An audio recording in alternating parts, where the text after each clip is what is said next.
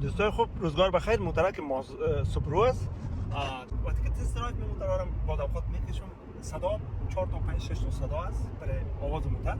تایر است، تاثیرات ویل بالانس می باشه و بعدا ویل بیرینگ می باشه، اکسلا می باشه و چیزی که من تشخیص میکنم صدایی که یک رقم خو میزنه معمولا ویل بیرینگ می باشه. ببرید دکان ببینید چی مشکل است، سلامت باشین، ببینید مشکلات های تفکیکی میشه پوست میکنه.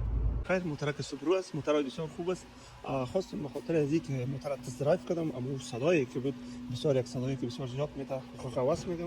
این پارت ما به نام ویل بیرینگ است. همیشه وقتی اینا خراب میشه در قسمت نکل بس همیشه وقتی یادتان باشه زمانی که قسمت شوز بریک شوز را اعلام میکنیم، کلپر اول اعلام میکنیم شوز و بعد در قسمت نکل دیزاین شده که اکثر در قسمت وسط میاد و این پارت ما از پارت نام بیرینگ بخیر آردر کنیم، در جایش بسته میکنیم. همیشه وقت متوجه باشین ویل بیرینگ ها یک صدای بسیار مشخص داره و این صدایش میبینید و این صدایش